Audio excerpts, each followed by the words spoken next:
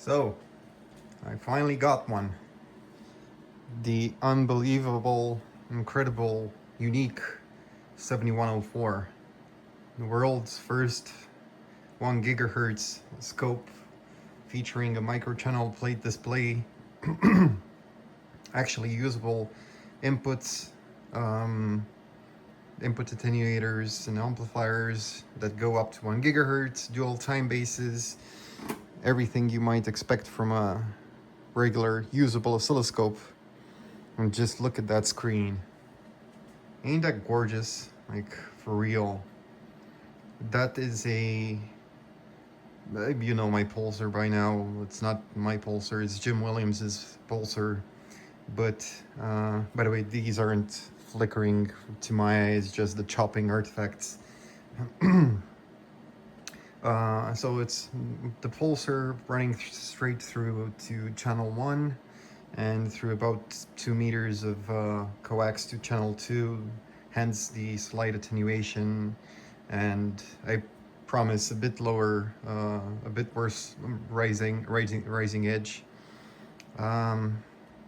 Yeah, as you can see, the limited viewing time is lit up and it's now blinking shut down, which means that in a few seconds it's gonna shut down unless I hit reset. Why is it doing that? To protect the microchannel plate. It's doing a integral of the current or something like that, because of the gain, because the gain of the microchannel plate decreases with the log of the charge that passes through it. They've thought about it and they've made it not perfect, but you know, usable. So, and whilst making sure that you don't destroy the microchannel plate itself. This scope is beyond insane in what it can do and how it does the things that it can do, and I'm pretty sure that there's very few of them left in this good of a condition. It basically looks like it just rolled out of the factory doors. The screen is perfect, the front plate is perfect, the bezels are perfect, there's no dings, no dents in it. It's absolutely incredible. And the weirdest thing is that this thing was about $250,000 back in the 80s or something like that. It took 7 years to design and deploy to market, and I bought it for considerably less than the cheapest decent-ish scope that you can get on the market right now. So I think that a Regal, a newer Regal that goes to 100 megahertz with 8 channels is about $600. I paid $250 for this one, and I had a very good and understanding friend who went and picked it up for me and shipped it because the guy wouldn't ship abroad. But anyway, the 7104. What can I say about this? So this scope has 2 channels. It can go up to 4, but there's really not any 2-channel plugins that go to the bandwidth of the scope. So usually if you'd seen them in this configuration with the 7829 and the horizontal slots, the vertical slots, and the 70B15 and a 10 in the vertical slots. So these are 2 gigahertz band time bases. This one is the delaying time base, this one is a regular time base, and these are 1 gigahertz input amplifiers with 50 ohms impedance inputs. They go either AC or DC, and they're pretty cool. I'm gonna take the covers off of the thing so you can look inside and we can discuss about how they managed to do what they did. The front panel of the scope itself is a bit Spartan. There's not really much. There's just the readout intensity with a click which turns it off completely, or a pulsed setting for single shots, so it just pulses the readout so you can see the settings in when you take a photo of the screen. 2 brightness settings for 2 time bases, focus, astigmatism, trace rotation, and a beam finder, and the gradical illumination, which you can see works, but it's not, you know, really useful in light conditions like this. And that's about it. You have the same old left, right, vertical with alternate added or chopped inputs, and the time base selector as well, and the trigger source for the time bases. So that's pretty much it. It's from afar it looks like any other 4-bay 7000 series scope, but like that one over there. But you can see that one's got a lot more knobs and buttons on the front. That's the 7834, a 400 megahertz storage scope. But yeah, other than that, it's not very distinct. You can't really tell it apart from other scopes from afar. You have to really get in close and notice the microchannel plate display and the model number, and yeah, that's about it. Okay, let me take it apart a bit, piece by piece, and we'll look at the verticals and the time bases, and I'll tell you a bit more about them. So these two are the vertical and horizontal deflection amplifiers, and as you can see, they're full of these Tektronix hybrids in these, I think they're HypeCon connectors. Well, not connectors, they're sockets. These all say flush, so these are flush with the board. The package itself of the IC is flush with the board to ensure that the transmission line is preserved as much as possible. This is a fully differential transmission line up to the edge, and the connection to the CRT deflection plates here is done through a flat flex cable. Now this other bit here that you can see, this is the termination resistor for the distributed element deflection plates. So what that means, distributed element deflection stage, is that the speed of propagation of a pulse through the deflection plates basically has about the same speed as the electrons that go past it from the electron gun.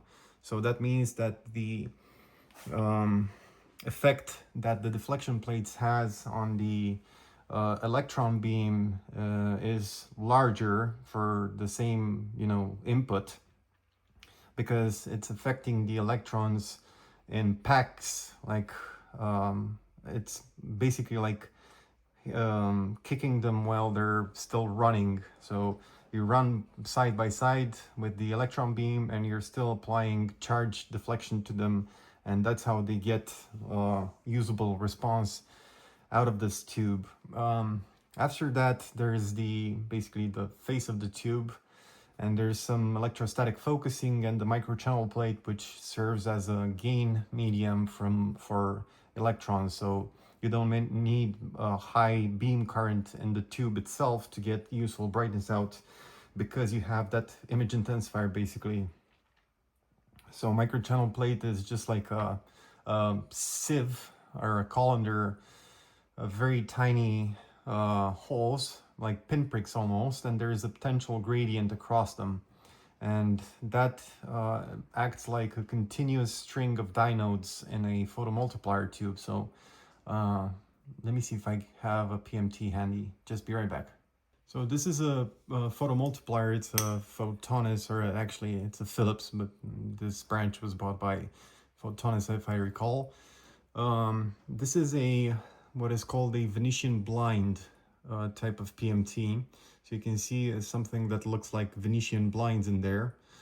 And there's the diodes, and those diodes, what they do is that they cause secondary emission. Each of them is at a slightly more positive potential than the last one. So electrons come in, they crash into one of the diodes, they multiply through secondary emission, and they're attracted to the next diode, but the process happens again and again and again. And if you have a few stages, you get a lot of gain because there's a lot of amplification. So a relatively small number of input electrons, or in this case photons, that liberate electrons due to photoelectric effect gives you a significant current at the output. These things have gains in the order of 10 to the 9th, 10th, 11th, or something like that. So, and you can see that this one says that the pulse height is 23 picocoulombs. So I don't know if that's a lot or a little, but this is a very high gain tube. It's not very fast, but it is very, very high gain. So basically kind of the same thing happens in a microchannel plate, but instead of having discrete diodes, it has a continuous diode, which is the cavity of the pinprick in the diode itself, and there's a potential difference from the back to the front, and the secondary emission is invited to take place in those cavities. Now, Tech designed a new scheme for compensating these sort of amplifiers, and it's called feed by side or something like that. So it means that there's a high frequency path going through, and it's also being helped by a low frequency path. So you don't really need to get DC or low frequency performance out of these. You can concentrate on high frequency content in your ASICs, and you can get the relatively lower frequencies to be okay with components that are readily available. An interesting factoid about this vertical and horizontal amplifiers is, okay, the vertical one has to have a gigahertz of bandwidth, but in order to get the sweep speed fast enough, the horizontal one needs to have 500 megahertz of bandwidth. And you can see there's a few compromises made between the two. So this one has a Tektronix hybrid as a termination resistor. This one has a thin film resistor termination here. And yeah, let me bring you in a bit lower so we can look at the, I think this is the Readout interface board. So the bit that muxes in and out signals from the Readout generator board, which is similar to most other Tektronix scopes. But this one has to do it at very, very stupid high frequencies. Okay, so you can see in this bit here, we have the left and the right plugin signals. These go through this thing here. And we have the outputs, and this thing switches in between them. So this basically takes signals from the two plugins, chops them together or alternates between them, and spits them out to the CRT drive plates, which go into the amplifiers above. And whilst it does that, it also takes signals in from the character generator in the other side of the scope. I'm not going to bother showing you that because it's the same as most 7000 series scopes. This one doesn't have the newer one, which had a character ROM. It just has the Tektronix A6 in there. And you can see, again, you need to preserve gigahertz bandwidth everywhere. So yeah, it's really, really cool. There's a lot of information about these Tektronix hype cons, as they're called. They are specifically designed for this device and a few other, amongst which is my SCD 5000. They were the only way that they could figure to get extremely high bandwidth and signal integrity into PCBs. And you can see this is no regular PCB. This is RF mumbo jumbo and voodoo, because the PCB is some sort of mesh, Teflon, dielectric, something like that. I have no idea. But anyway, it's really, really beautiful. And one thing I'm very happy to see is that there's not many tantalums in this this oscilloscope. I think I've seen one, and I'm not going to touch it because it's nowhere near anything super critical that might blow or break or, you know, destroy the scope beyond repair. Basically, this thing is full of unobtainium. You might be lucky and get some parts, but yeah, chances are that more often than not, you're SOL in that respect. So, okay, let's take a look at the high voltage power supply, because that's also pretty crazy.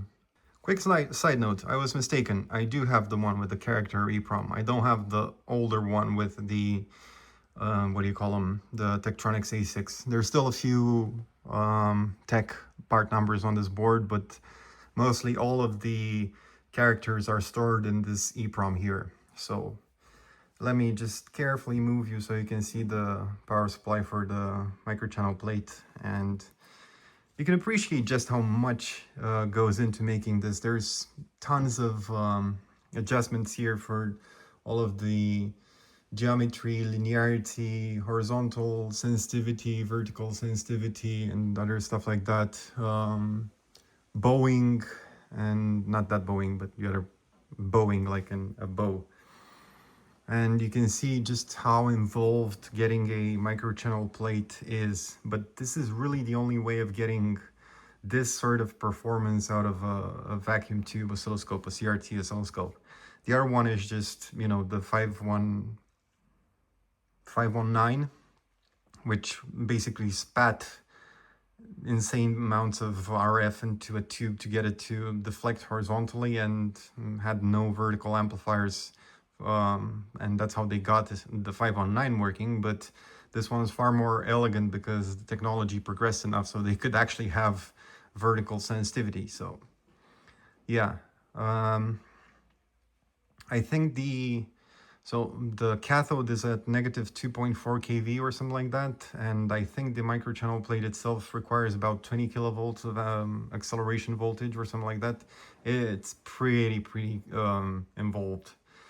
So yeah, and the last tiny board here up front is the controls basically for the scope. It's gradical illumination and stuff like that. Nothing super crazy interesting. Okay, I'm gonna take out the plugins one by one, and we're gonna have a look inside those and we can discuss about them more. Okay, so this is the 7829. And I don't know if you can actually see it from there, but the input goes here, and it goes to this sort of delay line, but it's just a coax, if I'm not mistaken. I can't see any trigger pickoff from here. And it goes into this first thing, which is the switch for the polarity, so normal, inverted, or no, sorry, this is DC, AC, or pre-charge. So there's a super fancy DC block capacitor in there, and yeah, that's about it.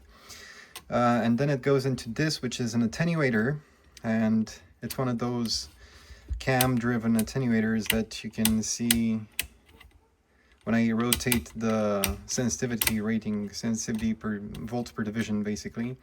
These cams move in and out and contact microstrip in there, microstrip attenuator, and basically give you the sensitivities. This has to also be rated for 1 gigahertz. And then it goes into these things, which, first of all, this is a fuse, basically, just a regular fuse. And then there's some gain, basically, that's it. And afterwards it gets brought out to these pins on the back, and there's a few that are routed like this, so ground signal, ground, so you have as maximum of coaxiality as possible. So basically that's about it. So as you can see, no tantalums. Even these aren't tantalums, these are ceramic capacitors, so they're like C0G dielectric stuff. And there's another tiny spider hidden in there, one of the Tektronix A6, and that's about it. Most of the magic is done in the Tektronix Hypecons. So these part numbers here, they're amplifiers and all sorts of stuff like that. Basically, these are all amplifiers. I think one of them is even configurable gain, maybe, considering there's a few resistors for it. Might be wrong, but you know, I haven't really looked through the data sheets or the specifications of this thing. I was far too happy that I had a working 7104 in the condition that it's in, and so I just left it. I of course never use it, because what would you use a 1 gigahertz scope when there's digital 1 gigahertz scopes, and I have a digital 1 gigahertz scope. It's just like owning a vintage watch or classic car or something like that. It's just nice to look at, you know, and it's preserving a piece of technology which might have accidentally ended up in the trash or scrapped or smashed with a hammer or something like that. Okay, let's look at the time bases now. Oh, by the way, the last cal date for this scope was in 1994, which is 1 year older than I am. So I just turned 30. This thing just is gonna turn 31 in December. So this is the 7B10, the non-delaying time base, and it's pretty much what you'd expect. To be honest, there's not that many crazy things on here. It looks just like a regular faster Tektronix time base, with the exception of the HypeCon. Yeah, basically what you'd expect, not that much, especially since this is a non-delaying time base. There's not much in it. Now, the story changes a bit with the delaying time base, because, yeah, first of all, Tech ASIC in a ceramic package, another layer of PCB, and as you can see, pretty much this bit here is identical between them. So yeah, this just has the extra logic required to get the delaying time base, which is this board here. Pretty sure that if you populate a few connectors and a few parts, you can turn the other one into this one. Even by the looks of it, I think I'm right. So these parts aren't populated here, but they are in the delaying one, and these connectors here go to the top board, and that's about it. Sorry for the clattering. Tektronix stamped aluminum sheets, so they make quite a racket. But yeah, again, insane performance for the 1980s. This thing was basically unbeatable. Of course, it was a Tektronix. And it was kind of really the last crazy thing that Tektronix made. Apart from the scan converter digitizers, they were kind of in the same period. But yeah, this is basically the swan song of the analog scope before the ADC kicked its butt into the Stone Age. So yeah, it's sad to, you know, think of it that way, but it kind of is. It was really the swan song of the CRT. There was nothing more that you could do with a CRT than this in an economically viable way. Now, don't get me wrong, ADCs that were capable of 1 gigahertz weren't cheap, and they still really aren't, but yeah, you know, they were getting there, and they have gotten there, and 2 gigasample per second ADCs or even more are slowly becoming more readily available. Even this thing, which has 200 megahertz of bandwidth, has I think a 1 gigahertz sample, gigasample per second ADC inside. So, oh, and this was about,